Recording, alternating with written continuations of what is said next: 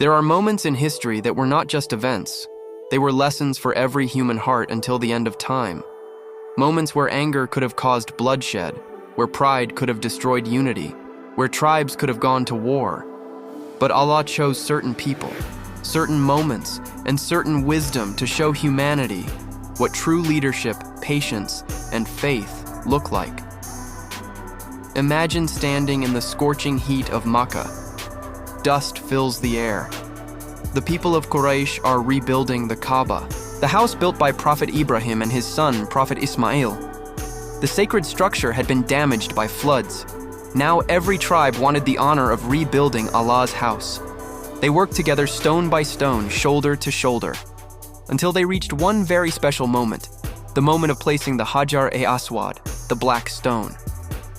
And suddenly, unity turned into tension. Voices became louder. Pride began to rise. Every tribe wanted the honor for themselves. No one was willing to step back. The situation became so dangerous that historians mention swords were almost drawn. Bloodshed was close. A war could have started in the holiest place on earth, all because of pride and status. Subhanallah. How similar is this to our lives today? Families break because nobody wants to apologize.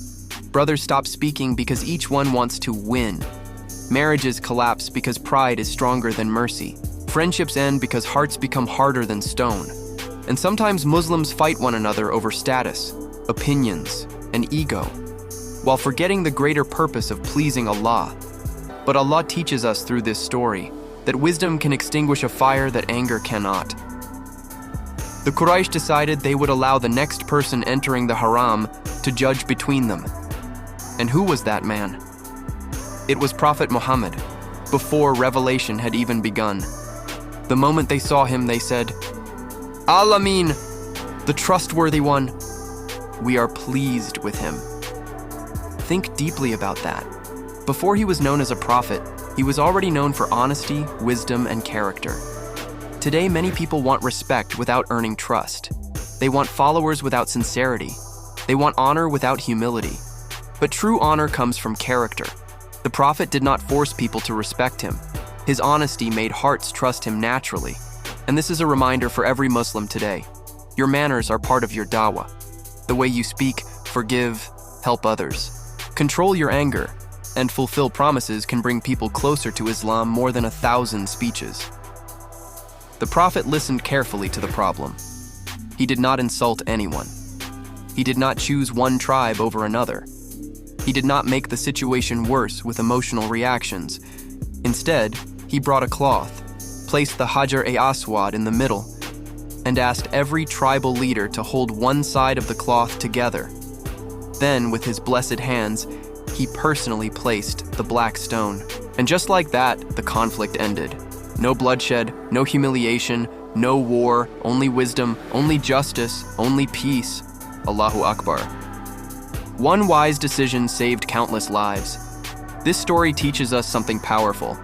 Wisdom is not about proving you are stronger than others. Wisdom is about protecting hearts, preserving unity, and pleasing Allah. Today, many Muslims react emotionally to every problem. Social media arguments, family disputes, community conflicts. Everyone wants to dominate instead of solve. But the Prophet showed us another way: calmness, fairness, and mercy. The Messenger of Allah said, "The strong man is not the one who can overpower others, but the one who controls himself when angry." Sahih al-Bukhari. How many lives would change if we practiced this hadith? How many homes would heal?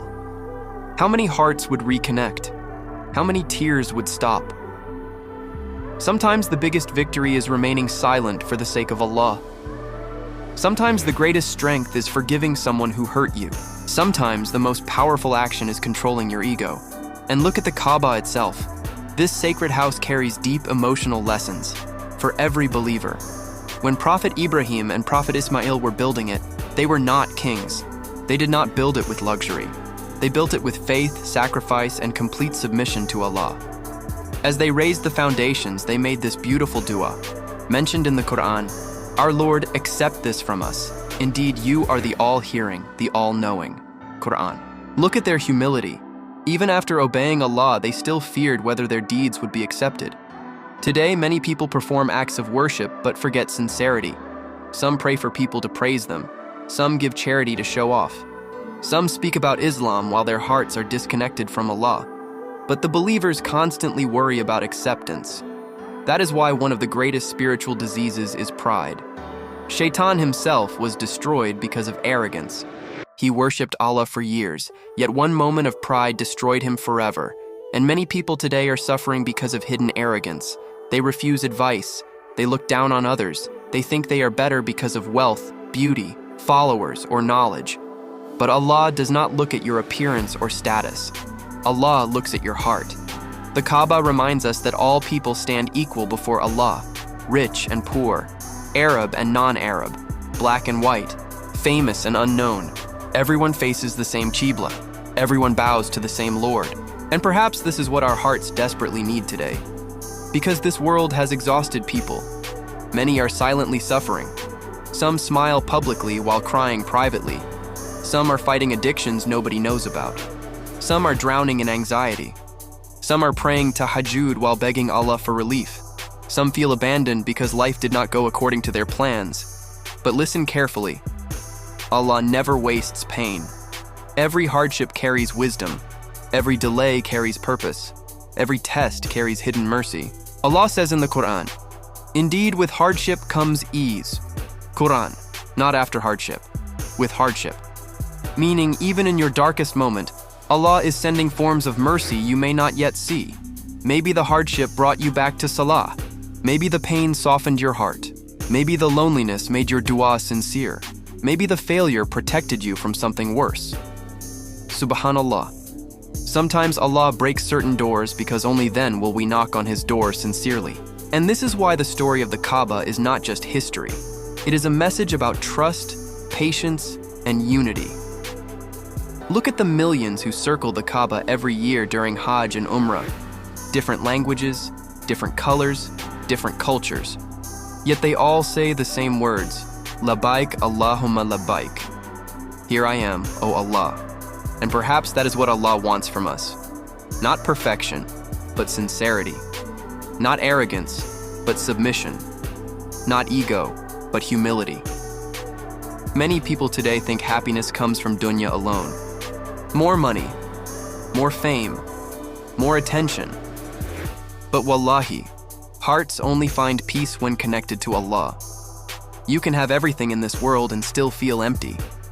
And you can have very little yet sleep peacefully because your heart trusts Allah.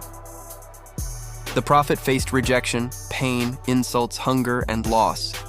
Yet his heart remained connected to Allah. That connection gave him strength stronger than mountains. And the same Allah who helped him is still helping believers today. Allah has not abandoned you. If your sins are many, Allah's mercy is greater. If your past is dark, Allah's forgiveness is brighter. If your heart feels broken, Allah can heal what nobody else understands. Never let Shaitan convince you that you are too far gone. One sincere tawbah can change your entire destiny. One tear shed for Allah can erase mountains of sins. One sincere prayer can open doors you thought were impossible. And remember this beautiful lesson from the story of Hajar Aswad. Conflicts are not solved through ego. They are solved through wisdom, patience, and sincerity. In your home, be the one who calms arguments. In your friendships, be the one who forgives. In your community, be the one who spreads peace. Do not let pride destroy relationships that Allah blessed you with. Life is too short for hatred, too short for arrogance, too short for endless worldly competition. One day, every single one of us will leave this dunya. Our followers, wealth, and status will remain behind. Only our deeds will enter the grave with us, and on that day, nobody will care how powerful they looked in this world. The successful person will be the one who comes with a clean heart, a heart connected to Allah, a heart free from arrogance, a heart full of tawakkul, a heart that loved the Quran, a heart that prayed even when life became difficult, a heart that repented after every sin, a heart that trusted Allah even when nothing made sense. So tonight, ask yourself honestly, what is stopping you from returning fully to Allah? How long will you delay repentance? How long will you allow sins to darken your heart? How long will you carry hatred and pride inside your chest? Turn back to Allah before it is too late. Pray before you are prayed over. Cry to Allah before others cry over your grave. Build your connection with Allah before the world distracts you again, because one day your soul will stand before the Lord of the Kaaba. And on that day, nothing will matter except your faith, your sincerity, and your deeds. May Allah make us people of humility. May Allah purify our hearts from arrogance and hatred. May Allah forgive our sins, guide our families, strengthen our iman, and allow us to see the Kaaba with our own eyes one day. May Allah make us among those who hear reminders and change their lives because of them. And may Allah fill our hearts with the same wisdom, patience, and sincerity shown by Prophet Muhammad when he resolved the dispute of the Hajar Aswad, a wisdom that united hearts, prevented bloodshed, and became a lesson for humanity forever. Ameen.